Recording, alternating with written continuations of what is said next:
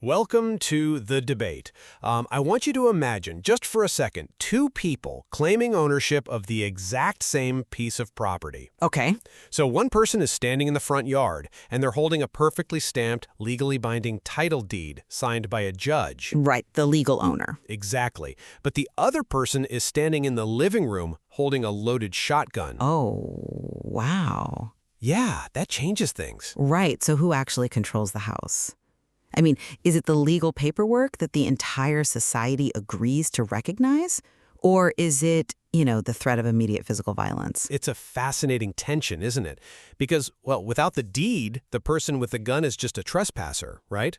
They'll eventually run out of bullets. Exactly. But without the gun, the person with the deed might just get permanently locked out of their own house. And that tension is the absolute core of the historical question we are exploring today.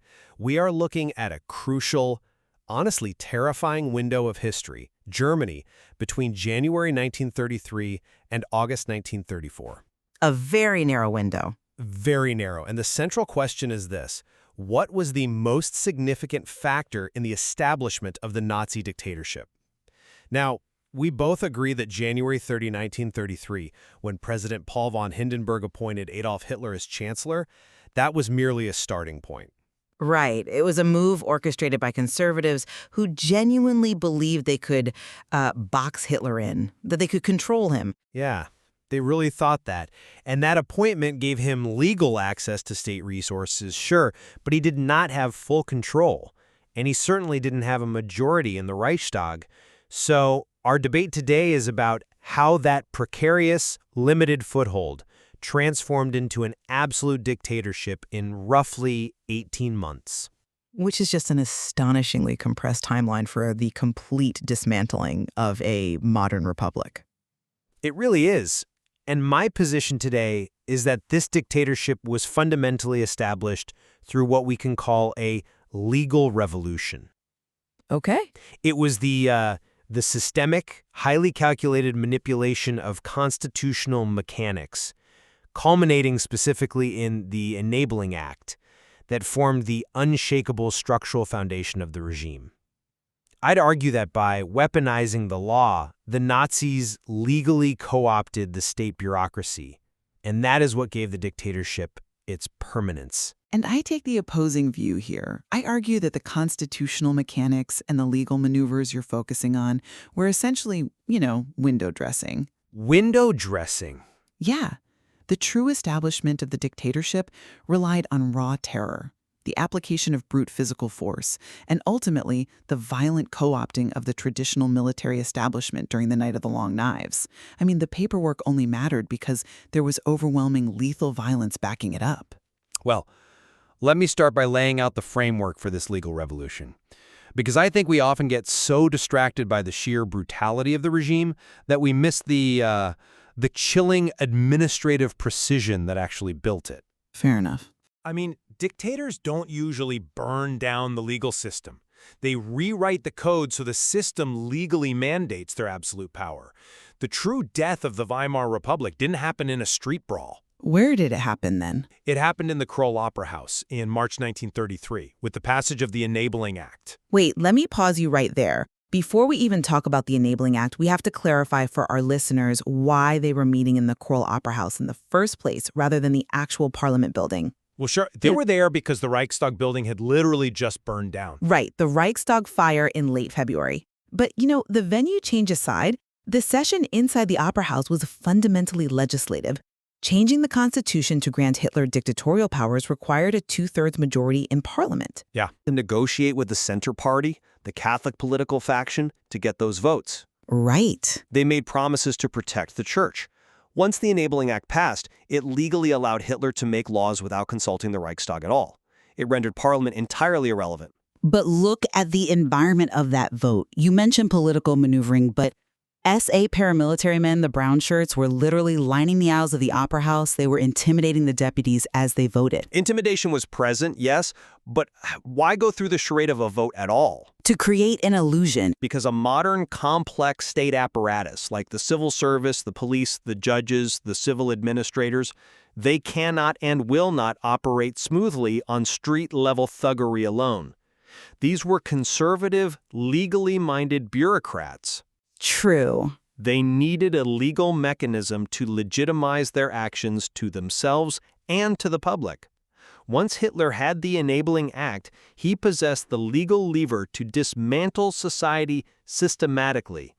It was through these newly acquired legal powers that the Nazis banned trade unions in May 1933 and then systematically banned all other political parties by July. Creating a one-party state on paper. Exactly. The legal foundation had to precede the total societal control. That paints a very tidy picture of a bureaucracy just following new rules. But those rules, those constitutional mechanics, they were entirely dependent on the threat of extreme violence. You cannot look at the Enabling Act in a vacuum. I'm not saying we have to rewind to that fire you just glossed over. February 27, 1933, the German parliament building burns. A Dutch communist named Marinus van der Lubbe is found on the scene, and the Nazis immediately weaponize this to generate an atmosphere of absolute terror. They warned of an imminent communist revolution, which provided a crisis, certainly.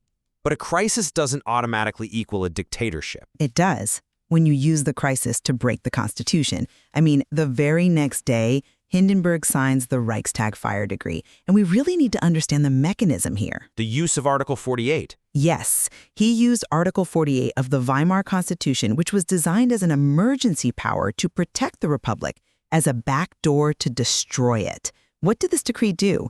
It suspended the bedrock of a free society overnight. Freedom of speech? Gone. Freedom of the press? Gone. The right to a fair trial, privacy of mail, protection against unlawful search and seizure, all legally suspended. This wasn't a careful manipulation of constitutional norms. It was a bludgeon. It allowed the police to arrest thousands of political opponents without charge. But again, Hindenburg signed it. It was a constitutional emergency decree. But the enforcement was entirely extra-legal and violent. I mean, the only reason your precious Enabling Act passed a month later in the Opera House is because the communist deputies were either already locked up in early concentration camps like Dachau, or they were in hiding. Well, And by the way, the Nazis manipulated the quorum rules by simply not counting the absent, arrested deputies. That artificially lowered the threshold needed for that two-thirds majority.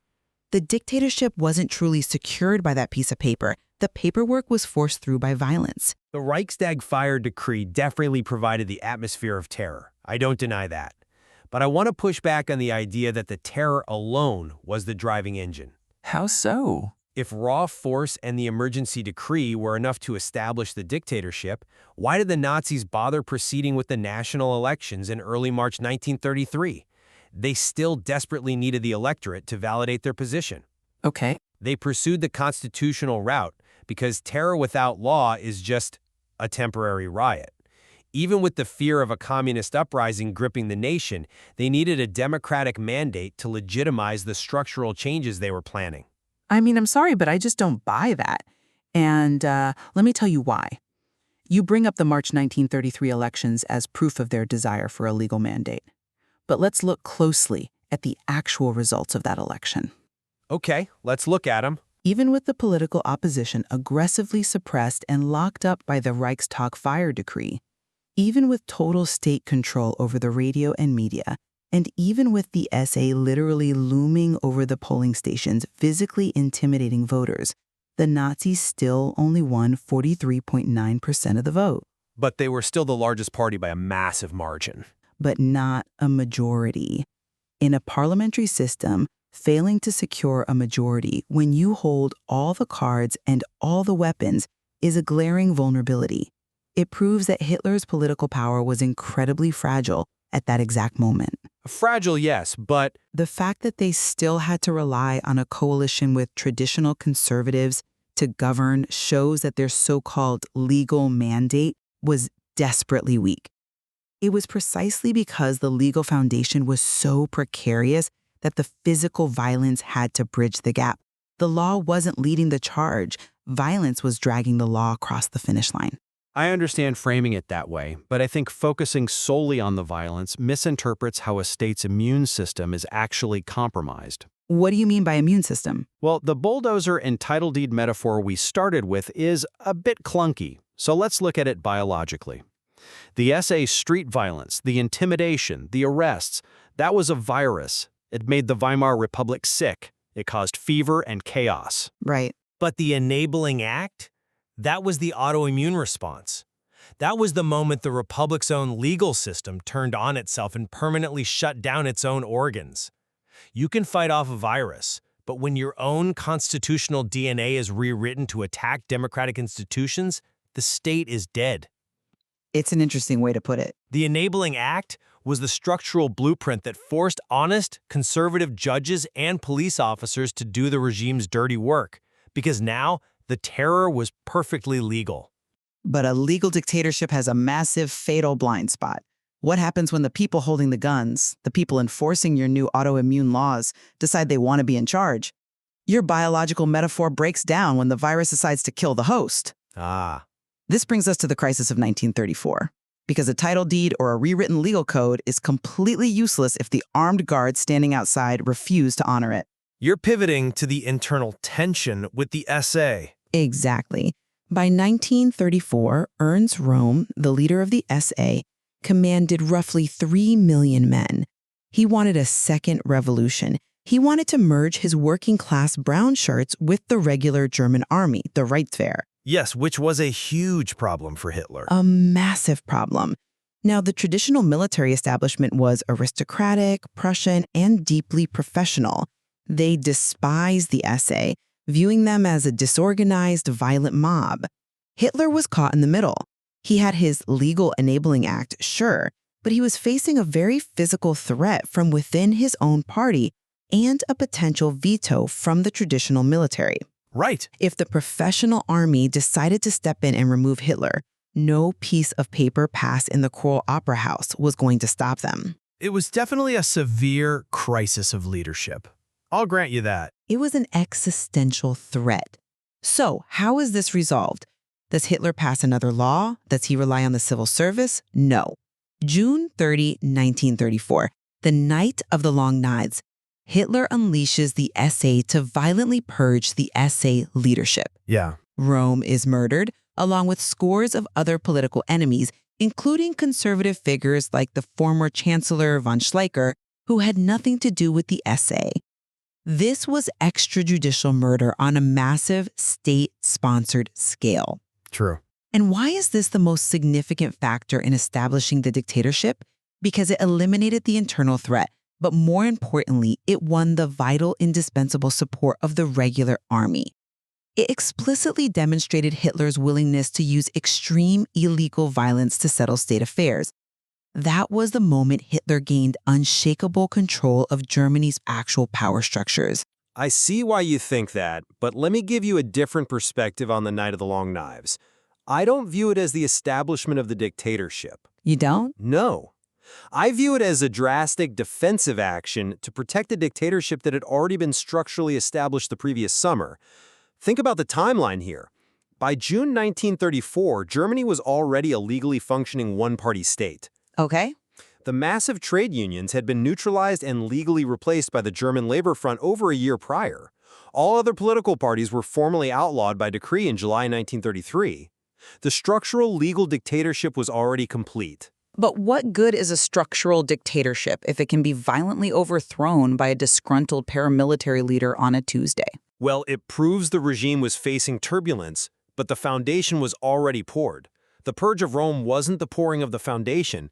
It was Hitler violently evicting a rogue tenant who was threatening the property he already legally owned. The Night of the Long Knives merely secured the legal dictatorship that had been systematically built through decrees and legislation. The law built the house, the violence just defended it. A house built on violence, defended by violence, is defined by violence. You simply cannot separate the legal status of the one-party state from the physical enforcement of it. I'm not separating them, but we are debating the most significant factor, and I am prioritizing the legal mechanism because of what happens next.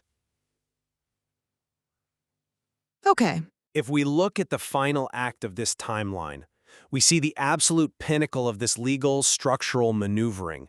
On August 2nd, 1934, President Hindenburg, the last constitutional check on Hitler's power, dies. Yes. If the establishment of this regime was only about raw force in the military, Hitler could have simply declared himself dictator by military fiat right then and there.